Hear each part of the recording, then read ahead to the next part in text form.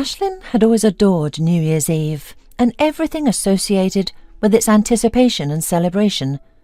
Despite the inevitable chaos, confusion, traffic jams, and the chronic lack of time that seemed to afflict everyone, she eagerly awaited the New Year festivities each year. Every year, she vowed to avoid the last-minute rush and the frantic search for gifts. She promised herself that this time she would plan ahead, buy gifts in advance, and even save some money so she wouldn't be left penniless by New Year's. She traditionally celebrated the holiday at her mother's house, convinced it was the only right thing. Being with her mother was comforting, cosy, and always delicious, with a real green Christmas tree and familiar lights from her childhood. This year, added to the usual pre-holiday bustle and anticipation of New Year's magic, was an exciting plan. Long before the holiday, a large group of Aislinn's friends had planned a distant trip. They intended to travel hundreds of kilometres into the mountains to celebrate the new year in a unique setting. Samantha, Aislinn's friend and one of the main inspirations behind the trip, enthusiastically described their upcoming trip. "A few hours on the road and we're at a mountain pass. The scenery is breathtaking. Mountains, pines, pristine snow. The air is incredible, and the night sky is filled with stars you've never seen before." Aislinn loved nature and appreciated its beauty deeply. Yet, to her shame, at 25 she had never visited the nearby mountain range, renowned for its natural beauty. Endless tasks and sometimes a lack of money had always gotten in the way. "Samantha, I'm not sure if I'd like—" Aislinn tried to object. They had been friends since childhood, and both had moved from their small hometown to the regional centre for further studies and met regularly, but alone and with their larger family group, mostly thanks to Samantha.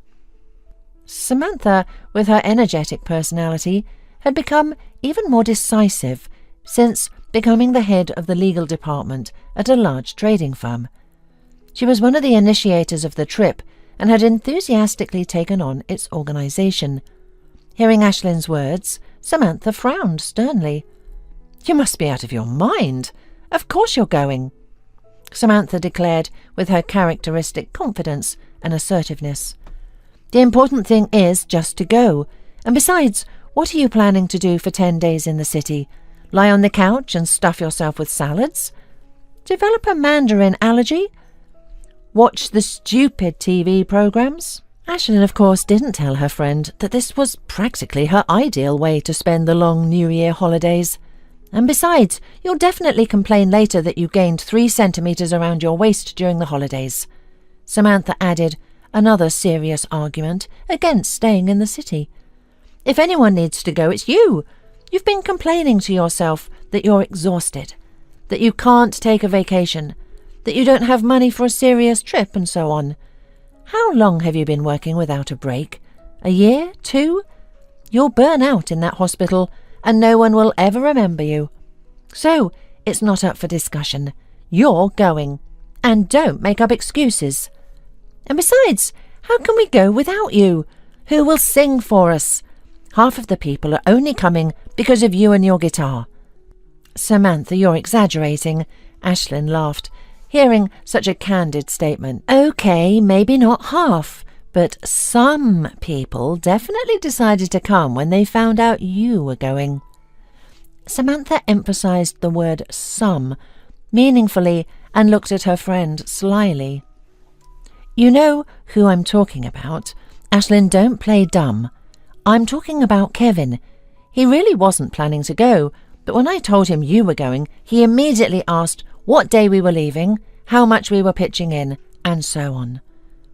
That was a very compelling argument, perhaps the most compelling one Samantha could have made.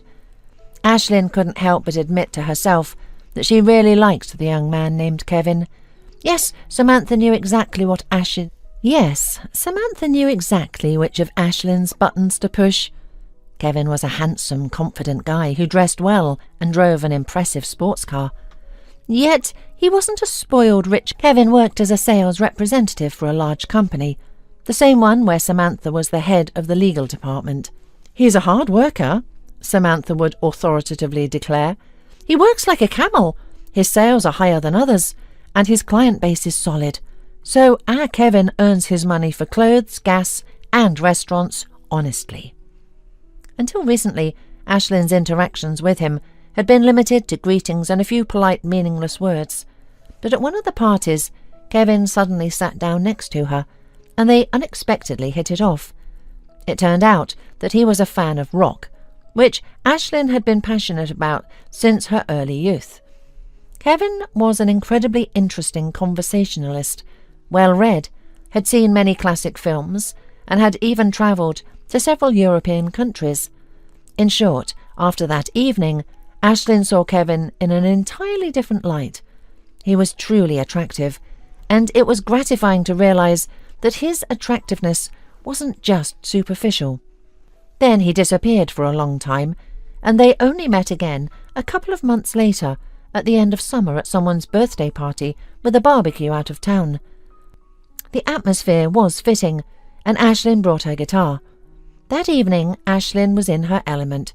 She played and sang her best songs, feeling everyone's eyes on her and hearing their sincere applause. But she felt Kevin's gaze most intensely, slightly surprised and radiant. Perhaps it was because of this gaze that her fingers were particularly agile that day, and her voice sounded perfect. Tired of her solo performance, Aislinn put down her instrument and stepped away from the merry company. "That was simply wonderful," she heard a familiar deep voice. "I had no idea you played so well and sang even better." Kevin stood beside her, smiling, then took her hand, gently squeezing her fingers, and lightly embraced her shoulders. They sat together, adding twigs to the faintly glowing fire, and remained silent. That light embrace was the only one they shared. Kevin either lacked the resolve, or perhaps it wasn't his intention to do more. Aislinn frankly didn't know how to feel about it all, or what to do if the young man suddenly decided to kiss her. Growing up in a small town that resembled a village and moving to the capital after high school, she was inexperienced in matters of relationships. She had never been close friends with any boys, either in school or college. After becoming a certified nurse and desperately needing money, she started working a lot, taking on extra shifts. With such a work tempo, there was neither time nor energy left for courtship. Besides, there weren't many places where Aislinn could meet a potential suitor. The evening by the campfire ended, and Kevin suddenly shivered. "It's gotten cold, hasn't it? Listen, are you staying overnight, or should I give you a lift to the city? I have a car and I plan to go home. I can take you wherever you need to go." Aislinn of course agreed. She didn't want to stay in the cramped cottage with a bunch of not-so-sober friends, nor did she want to drag herself to the train with a guitar on her back. The prospect of sitting in a car next to Kevin, very close to him, was extremely appealing. Throughout the journey, Kevin politely chatted with Aislinn about everything and nothing. They reached the city quickly, much sooner than Aislinn would have liked. Kevin drove her to the entrance of the apartment building, where she rented a flat, and gallantly helped her out of the low car, offering his hand. "Well, thanks for the ride," Aislinn said with a forced, cheerful smile. "I'm off." "I was delighted to see you," Kevin suddenly said, his eyes lighting up again, as they had when he watched her playing and singing. "I hope we meet again soon." And unexpectedly, he kissed her on the cheek. "Thank goodness it's late evening, and the light in front of the entrance has been out for ages," she thought, feeling her face flush. "Yeah, okay, bye," she replied, not very cleverly, and rushed into the entrance. Aislinn couldn't answer whether Kevin was serious about meeting again, or if his interest in her was limited to her ability to sing. But he had kissed her goodbye. Did that mean something? The impressions of the evening and the trip to the city lingered in Aislinn's imagination for a while, and then she was swept up in her usual work routine. Then preparations for the trip began, and finally she felt the long-awaited approach of the new year. She hardly thought about Kevin during this time, and then, out of the blue, Samantha seriously declared that Kevin was going to the mountains because of her, Aislinn. Even if Samantha was exaggerating, the main thing was that he was coming. What if, under the stars that Samantha described so vividly, something beautiful really did happen between them, the kind of story Aislinn had dreamed of since childhood?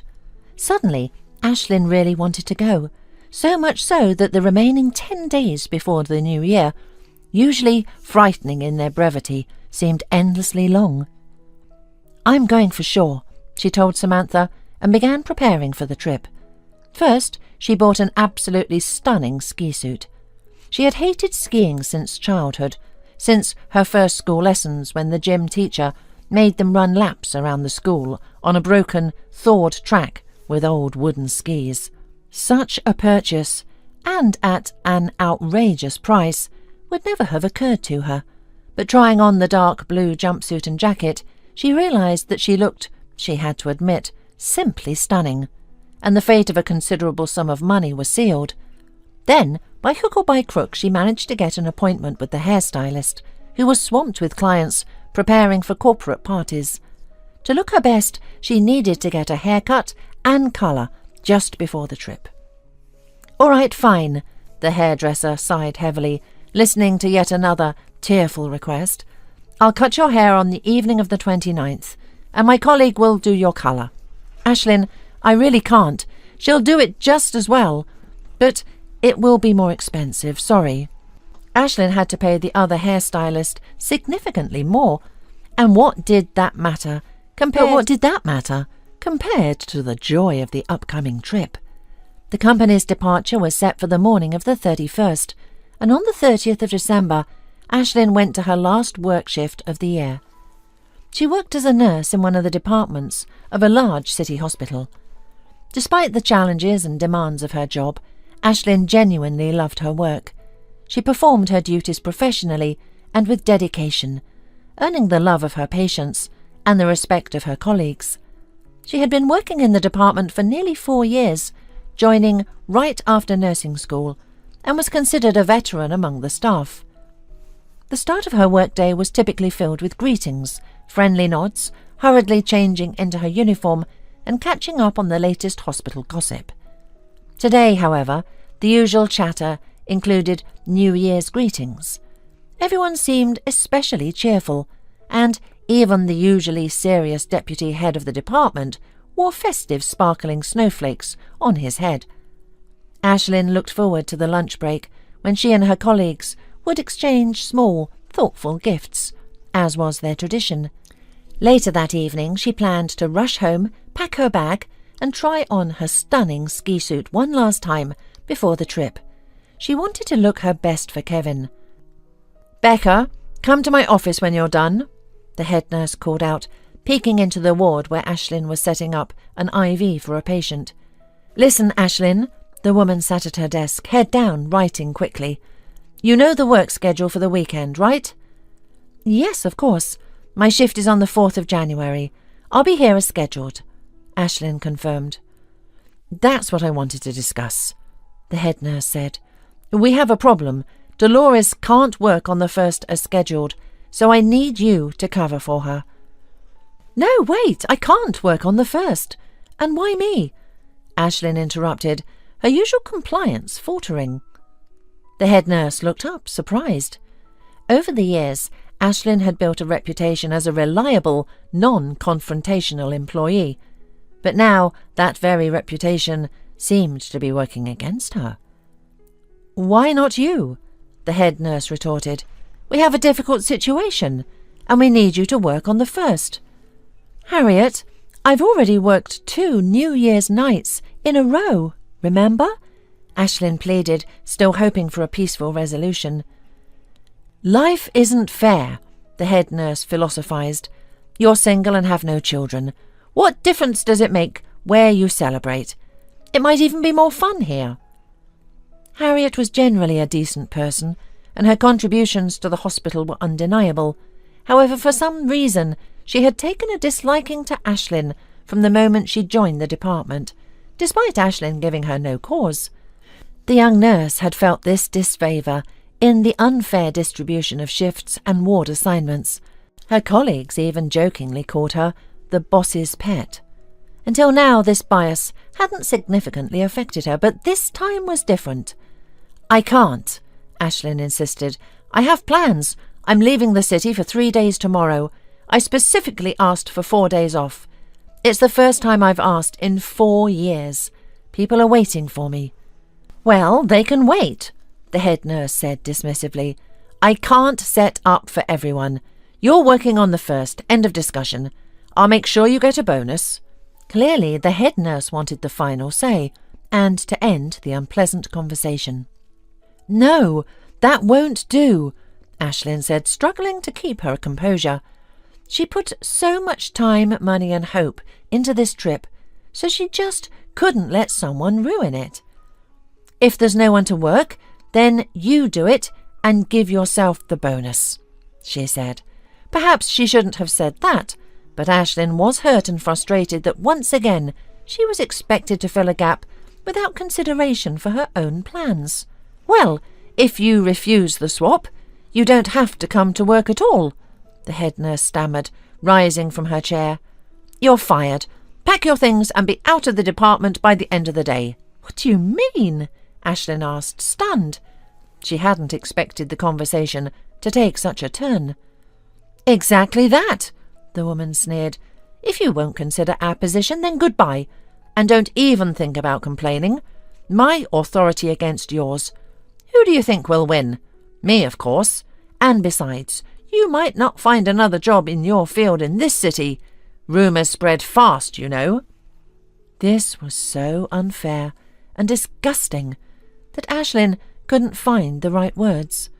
As always in such situations, she felt lost and preferred to step aside. Fighting back tears, she left the head nurse's office and trudged to the nurse's station. Aisling had never felt such bitterness before. She had known grief when her father died, a profound, irreplaceable loss, but today's events were the doing of a malicious, nasty woman who, like an evil fairy, had instantly ruined her holiday spirit and anticipation of the new year. Even the street, adorned with sparkling lights, seemed dull and grey now. Travelling in this mood was unthinkable, and with what money?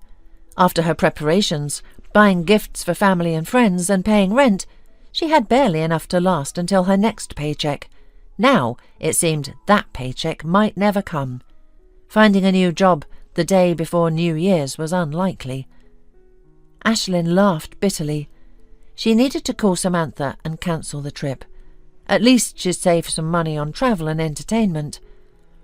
As expected, Samantha wasn't satisfied with the phone call and showed up at Aisling's door an hour later, looking like an angry fury. After hearing Aisling's story, she scoffed. All right, we'll handle that nasty toad from your department, and it won't be hard. Anyway, I'll handle it after the holidays. We'll get your job back. Now, get ready. No, Samantha, Aisling said firmly. I can't. I'm not going. I've made up my mind. Since this happened, I'll visit my mum, congratulate her, and then look for work. I'll have to give up this apartment anyway. I can't afford it. I'm going to my hometown and find a job there. They always need nurses at the hospital. Brilliant plan, Samantha sneered. If you go back to that backwater, you'll never leave. You'll be stuck there forever with your bedpans and hot water bottles. You'll get fat and even dumber. I won't even be able to marry you off. You already made a mistake, choosing nursing school over music school. No way. Go visit your mum if you insist on not going with us, but be back in the city by the 3rd. I'll be back by then. I have a brilliant idea for where you can quickly find work. What idea? Aisling asked suspiciously. It's a fantastic opportunity, Samantha repeated. I have an old client whose legal affairs I handle. He owns a small restaurant, a decent and popular place in the city. You, with your reclusive lifestyle, wouldn't know it. Anyway, the restaurant has live music with a small stage, where 1 or 2 artists perform. This could be perfect for you. You'll do a couple of trial performances. The owner is having trouble finding replacements for his musicians during these endless holidays. You could fill in. I can't believe you're serious, Samantha, Aisling exclaimed, suddenly anxious. Me on a stage? Never! I'll embarrass myself and you too. I can't do it, no way. "I'm not sending you to perform at the Royal Orchestra," Samantha calmly replied, ignoring Aislin's protests. "It's just a restaurant, not an opera house. Your skill level is more than enough. Remember your performance at Dasher's summer party. You were wonderful, and I'm not easily impressed. So stop shouting and save your voice for the performance. And speaking of money—" Samantha, who had started to leave, turned back. "If the performances go well, the restaurant owner is willing to pay you this much." She handed Aislinn a business card with a handwritten figure. Aislinn looked at the number and gasped. It was equal to half of her monthly salary at the hospital. Long after Samantha left, Aislinn sat on the couch, holding the small piece of paper. Finally she stood up and looked in the mirror. Her reflection showed a dishevelled face with reddened eyes. "Am I a singer?" she muttered. "This is ridiculous. Me on a stage? Even a small one is impossible. Playing guitar among friends by a campfire is one thing, but singing for paying customers is another. No, absolutely not. I'll call Samantha tomorrow and tell her not to count on me. I'll have to borrow money from someone until I find a new job and figure out what to do next." Exhausted from the eventful day, Aislinn fell asleep as soon as her head hit the pillow. She had always been able to fall asleep quickly and deeply, no matter the circumstances. Her mother used to joke that Aislinn could sleep through anything.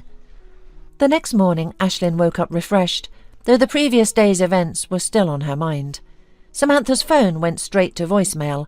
"Of course, they left early this morning," Aislinn sighed, feeling a pang of regret for missing the trip. She decided to return the ski suit to the store on her way to the train station to get some money back.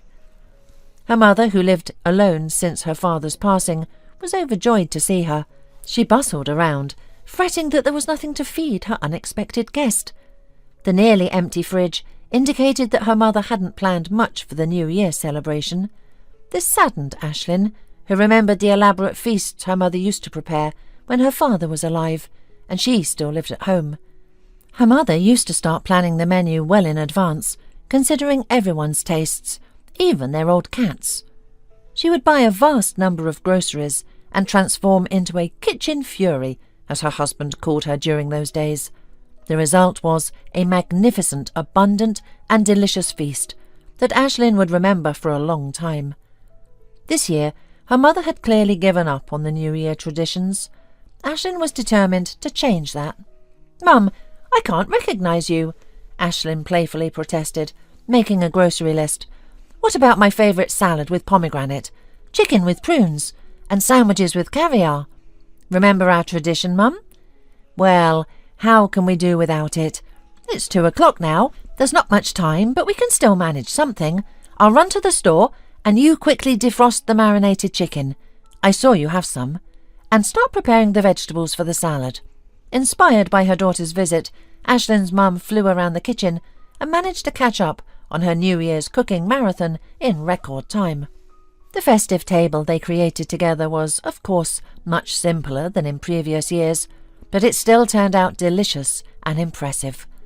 Mum cheered up, had a couple of glasses of champagne, and they had a wonderful evening together, even watching the televised New Year's greetings and the chimes. "Play for me, Aislinn," Mum suddenly asked. "I haven't heard you in 2 years." Aislinn looked at her mother in surprise. She had never asked her to play before. "I get enough of Aislinn's rehearsals," she used to grumble. "It's like living in a music school branch all day, either vocalising or practising guitar passages." Aislinn picked up the guitar and slowly exhaled. She always did this before playing, like a ritual to tune herself with the instrument. That evening she was in a state where she played and sang exceptionally well, effortlessly, as if the sounds came not from her throat but from her heart. Her fingers, confident and strong, plucked and strummed the strings, racing to keep up with the melody. "You really are an artist, Aislinn," Mum said, echoing her father's words. She smiled and kissed her daughter on the forehead. "Thank you. You play wonderfully, and your singing is especially beautiful. There's something special about it now, something real. It's a shame only I got to hear you. We should have invited the neighbours." Mum had long since gone to bed, but Aisling couldn't calm down after her mother's words. Of course, parents aren't the most objective listeners, but her mum had never reacted like this before. She said, "I've started singing differently, in a special way." Interesting. Aisling looked around the room, familiar to her since childhood. The same curtains with pink and brown flowers hung on the windows. The old TV with its bulky screen stood on a cabinet with a broken door that never closed properly. A plant in a chipped clay pot sat on the windowsill, with a few dried leaves scattered nearby. The faded wallpaper darkened in the corners. Everything was the same as it had been years ago, only much older and more worn. Suddenly the reality of it all hit her hard. It was easy to sit in the city and talk about moving back home, but actually being here was different. The thought of coming home every day to this predictable life was overwhelming. Aisling imagined herself growing as faded and worn as the old wallpaper and curtains. "I'll come back, sit here with Mum on this old sagging couch, drink tea from chipped cups, and work. I'll earn just enough not to starve. The years will pass, and before I know it, I'll be an old woman." Aisling pressed her face into the pillow, feeling a mix of shame and fear. She didn't want this life, but the thought of being stuck here, like Samantha had warned, was terrifying. "No, I don't want that," she whispered to herself. "I want to live differently, at least try to live differently. Perhaps it's worth trying to perform, even in a restaurant, in front of people who essentially don't care about her. Since they don't expect anything from her, there's nothing to fear. Even if she embarrasses herself, only she and Samantha will remember it. And if she sees even one pair of appreciative eyes, it will be a victory. Maybe Samantha is right. This is her chance to show herself to people, to declare her right to a different life, one that's vibrant and beautiful." After all, she had always dreamed of this, ever since she first touched the most wonderful instrument in the world, the guitar. Aisling picked up her old guitar, feeling its familiar weight on her lap, and gently strummed the strings with her eyes closed. Her father had started teaching her to play when she was 8. "You know, Aisling, the guitar is not just an instrument, a piece of wood with strings," her father would say. "It's a full-fledged participant in any gathering, and the one who plays it is the king or queen of the company." Even without her father's enthusiastic words, Aisling wanted to learn to play the guitar. She had always loved the sound of the strings, hearing them since childhood, when her father played simple melodies on his old guitar. After mastering a few chords under her father's guidance, Aisling tried singing. "Aisling has a good voice," her father declared to her mother. "It's clear and strong. She should practice playing and singing. And she needs a decent instrument. She won't learn much on my old guitar." "And where will we find the money for a guitar?" her mother asked. "And I suppose lessons aren't free either." "Why do you say that?" her father replied gloomily. "I'm not staying home out of laziness. I just can't find work right now." Her mother sadly shook her head, ending what she saw as a pointless conversation. Aisling looked at her parents, fearing another argument, and silently resenting her mother for being unfair to her father. Her father had been home for several months, first bedridden with a complex leg fracture, then relearning to walk. During his recovery, the factory where he had worked for many years closed down. Despite his knowledge, his limp and modest appearance made it difficult for him to find a new job. Her mother, working to support all 3 of them, grew increasingly irritable. "It's foolish to live in constant feud with your only brother," Aisling overheard one day, returning from school earlier than usual. Her parents were in the kitchen, arguing as they often did, not noticing the front door slamming shut. Her father had spoken these words. "Stop it! You know very well I will never speak to Xander again. I have my dignity after all." Her mother's voice retorted, "Remember, I'd rather starve than make peace with him." "Mum, do you have a brother?" Aisling finally asked her mother one day, as the question had lingered in her mind since she had accidentally overheard her parents' conversation. "What? How do you know?" her mother asked, surprised. Realizing it was pointless to deny, she grudgingly admitted, "Yes, I have an older brother, but he betrayed me and your granny many years ago, and I want nothing to do with him. And I also want you to stop asking stupid questions. These are dark family secrets, you see. It would be better if you heard it from your mother, but it seems like we're gossiping," her father explained when Aislinn asked him about it. "Dad, Mum strongly refuses to talk about it," Aislinn whined. "Your mum had an older brother, Xander. Their parents split up. It was a bad breakup. There was a scandal, a division of belongings through the courts. It was just awful. Imagine what the kids went through. In the end, they divided the children too. Xander stayed with his father and your mother stayed with her mother. And for some reason, she got it into her head that Xander should have refused to stay with his father. Can you imagine? Why should a child, especially a boy, betray his father?" "What does being a boy or a girl have to do with it?" Aislinn protested. "I, for one, would never betray you." "Well, thank you, sweetheart, but adults shouldn't put children in such situations. Your mother thought Xander should have said he wanted to stay with his mother. Since he never did, she decided her brother was a traitor, and that idea stuck with her, no convincing her otherwise. Though I think their mother had a lot to do with it. You didn't get to meet your grandmother. She passed away too soon, but I remember her well. She was a very domineering woman, used to having things her way, but here was her own son who refused to live with her. After the divorce, she made sure that neither the parents nor the children communicated any more. She even moved from the capital to our backwater. It's awful, Aislinn, and wrong to refuse your relatives while they're alive." Dad sighed heavily and continued after a pause. "My life turned out such that I have no relatives left. Sometimes you just want someone close to you, a blood relative." "Daddy, but you have me," Aislinn said, upset again. "Of course I have you," Dad smiled, "but having a brother or sister is something special, different. I'll never experience that. And our mum has a brother, her own flesh and blood, but she refuses to even meet or talk to him. How can that be? Life goes on, and maybe one day it will be too late." Dad looked confused. "Just don't tell Mum about our conversation, okay? Why did I even tell you all this? It's not my secret, not my story. I still hope your mum will stop being stubborn and remember that family is the most precious thing we have." Aislinn was deeply affected by what she heard. "Wow, Mum has a brother but doesn't want to talk to him. It's a shame. It would be interesting to meet my own uncle." After Dad's words about Aislinn's talent, she was enrolled in music school for guitar and vocals. She practiced diligently and received well-deserved praise from her teachers.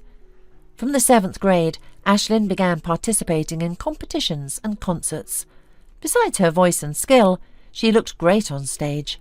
She resembled her mother more and more as she grew up, with large grey eyes framed by long curved lashes that made her gaze radiant. She had beautiful defined eyebrows, and when she smiled, cute dimples appeared on her cheeks. Everyone expected Aislinn to pursue music after high school, perhaps attending a music college. But life had other plans. Dad fell ill again, this time much more seriously, with no hope of recovery. He was diagnosed with cancer. For a couple of years the family fought the disease and poverty. Aislinn finished school and enrolled in a medical college, working evening shifts at the hospital to make ends meet. "Music isn't for me anymore," she would shrug when asked about her musical pursuits. "We've ruined you, Aislinn. I've ruined you," Dad whispered, his voice growing weaker each time, holding her hand. He was fading away, and she couldn't do anything but cry, hiding her tears and softly sing his favourite songs. After Dad's funeral, Mum suddenly said, "That's it. No need to stay here with me, an old woman. Go, start a new life, and may you find happiness." Aislinn received her nursing diploma and moved to the big city, and now the circle threatened to close. She was back at her childhood room, as if she had never left. The old guitar lay comfortably on her lap. No, this won't do. Aisling carefully placed the instrument on the couch, stood up and walked to the window. The New Year's night was ending, and the air was barely tinged with morning light. Just as this New Year's morning inevitably arrived, Aisling Becker felt an irresistible pull toward a new life, toward her beloved music. On January the 3rd, she was back in the city. "Ah, you've arrived," Samantha's voice sounded through the phone. "Well done. To be honest, I had my doubts. I thought I'd have to drag you out of your hometown swamp by force. So, are you ready? Have you rehearsed? Prepared suitable clothes?" Aisling remained silent, feeling dejected. What had seemed obvious and right on the morning of January the 1st now felt like a reckless adventure and sheer foolishness. The confident, beautiful singer who had once lifted her head now shrank back, trembling with fear and losing all her confidence. "Samantha," Aisling mumbled. "I see," Samantha interrupted decisively. "Wait there, I'm coming over, and don't you dare run off." Samantha burst into the apartment, looking vibrant and fresh, her cheeks flushed from the cold. She brought with her a sense of excitement and energy. In contrast, Aisling sat pale with dark circles under her eyes, trembling with anxiety. "What's wrong? What are you afraid of? This is nonsense. Just go on stage and sing, just like you've done dozens of times for friends and family. Besides, don't you have a conscience? What kind of position are you putting me in? I promised to bring an artist for a couple of performances. Is that so hard? Think of it as a favour to me." "Samantha, I have nothing to wear." Aisling tried to excuse herself, but Samantha was ready. "You don't, but I do," Samantha smiled, unwrapping a large package. "Listen, who are you trying to fool? I've known you all my life, and I know all your tricks. Don't look so gloomy. It's not a dress with slits down to your navel. You'd faint if it were. It's just a great silver shirt that will look fine even with the jeans. It'll do for the first time. Now get dressed. I promised we'd be there by 6. Samantha herself was dressed in a stunning evening gown with a plunging neckline and an open back. Clearly she had no intention of missing her friend's artistic debut. Aisling immediately felt a surge of confidence, but it wavered again as they arrived at the restaurant where she was to perform. The venue was in the city centre, and Aisling had seen its advertisements everywhere. It was a trendy and popular place, though not large, resembling a luxurious and elegant meeting spot for old friends, rather than a bustling nightclub. The patrons were dignified and well-dressed, mostly middle-aged and older, exuding an understated yet expensive elegance. "Go get ready for your performance. I'm heading to the main area. After all, I came to the restaurant with a man. Go on, they're waiting for you." Samantha nudged her friend toward the staff entrance and glided away to meet her admirer. "You must be Aisling. Hello." A friendly young woman greeted her with a genuine smile and a welcoming gesture. "I'm Holly, the restaurant manager. We've been expecting you. Please come in. We'll do a quick touch-up on your makeup, and in about 40 minutes we'll call you to the stage. All right?" "Don't be so nervous, Aisling." Unexpectedly, the young woman touched her hand. "I know you're not a professional singer, but let me tell you, I heard you sing by change in a group setting about 6 months ago. You don't remember me, but I remember you very well. I haven't heard anything like it in a long time, and believe me, in this job I've seen plenty of so-called artists. Half of them can't hold a candle to you, so be brave and good luck." Aisling smiled gratefully. Then she stepped onto the stage, and within seconds all her fears vanished. A sense of remarkable calm washed over her. Her fingers confidently and gently caressed the guitar strings, and her vocal cords trembled with anticipation of joy and strength. She began to sing, purely, deeply and tenderly, as only truly musical and passionate women can. Most importantly, in the audience were those eyes that looked at her with surprise at the first sounds of her voice and guitar, and they never left her. There were significantly more admiring gazes than the single pair she had modestly dreamed of just days before. After the last notes of the guitar faded, the room fell silent. Not even the usual clinking of cutlery could be heard. Then a tentative, almost apologetic clap broke the silence, followed by another and another, until the applause filled the room. Aislinn was met with a genuine ovation. It was surprising how such reserved and calm visitors could create such a commotion. The young singer returned to the stage again and again, completely overshadowing everyone else who performed that evening. Finally, when the administrator announced the end of the programme, Aislinn, still dazed by everything that had happened, stepped into the hall. A grey-eyed, elderly blonde man approached her, looking at her with astonishment and admiration. "I'm simply amazed, thank you," he said, handing her a small bouquet of exquisite flowers. "Aislinn, this is a total triumph," Samantha said, gently adjusting a stray lock of Aislinn's hair, with a new-found respect, as if rediscovering her lifelong friend. "You really outdid yourself tonight. By the way, do you know who that man is? He's the owner of the restaurant, the same client I recommended you to, the one who needed a girl with a guitar. If the owner is this pleased, you can consider your fee well earned. I wouldn't be surprised if he offers you a permanent contract.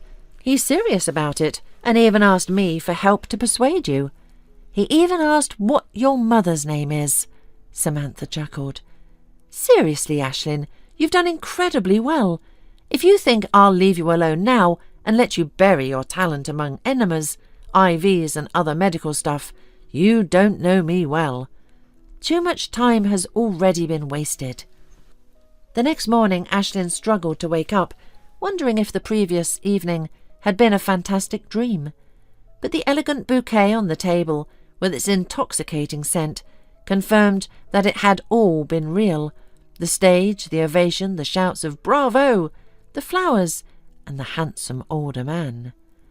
Half an hour later the phone rang. "Listen, Aislinn, I don't understand what's going on," Samantha said, sounding unusually confused. "My client, the restaurant owner, called me this morning. He wants you to meet him at the notary's office at noon." "Why?" Aislinn asked, still half asleep. "I don't know," Samantha replied. "Maybe you impressed him so much that he wants to leave you all his possessions. Who knows? Aislinn, believe me, I'm as surprised as you are. But he's an honest and decent man, and he won't propose anything improper or illegal. Let's go, if only out of curiosity." "We?" Aislinn finally asked. "Of course, I won't leave you alone. Consider me your personal lawyer." At the appointed time they arrived at the notary's office. The handsome elderly man with grey eyes stood to greet them. The night before, overwhelmed by her success and tired from the spotlights, Aislinn hadn't noticed him clearly in the dimly lit restaurant. But now, in the daylight, his face struck her. He looked incredibly familiar, making him less inexplicably close and dear. "Aislinn," he said, his voice trembling, "it's incredible, but it seems we're related. I'm Xander, and I—" "You're my mother's older brother," Aislinn finished for him. It suddenly became so obvious that no further proof was needed.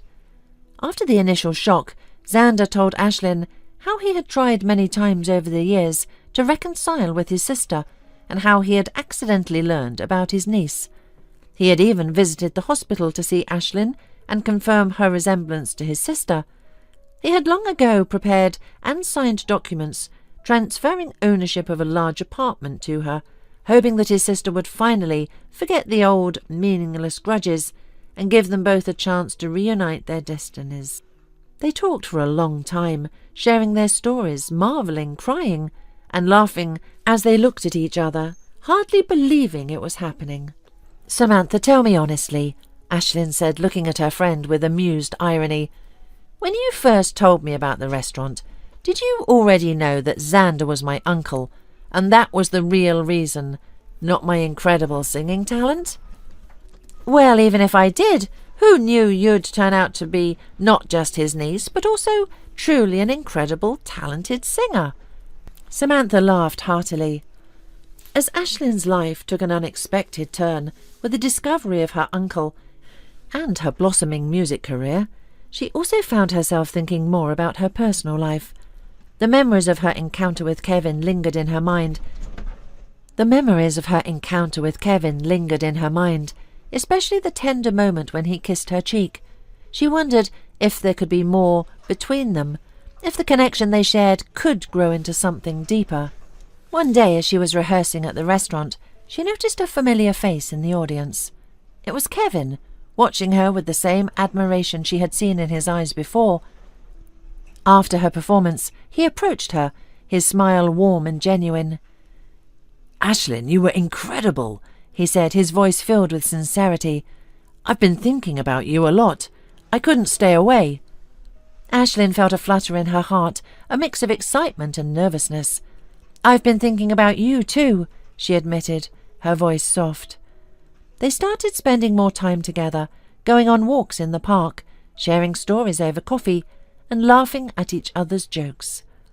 Kevin's kindness and support were a comfort to Aislinn, especially as she navigated her newfound fame and family revelations. Their bond grew stronger with each passing day. One evening, as they sat by the river watching the sunset paint the sky with hues of orange and pink, Kevin took her hand. "Aislinn," he said, his voice steady yet filled with emotion. "I love you. I want to be by your side, supporting you in everything you do. Will you marry me?" Tears of joy welled up in Aislinn's eyes as she nodded, her heart overflowing with happiness. "Yes, Kevin, I love you too, and I want to spend the rest of my life with you." Their wedding was a beautiful celebration of love and new beginnings, surrounded by family and friends, including Aislinn's mother and uncle.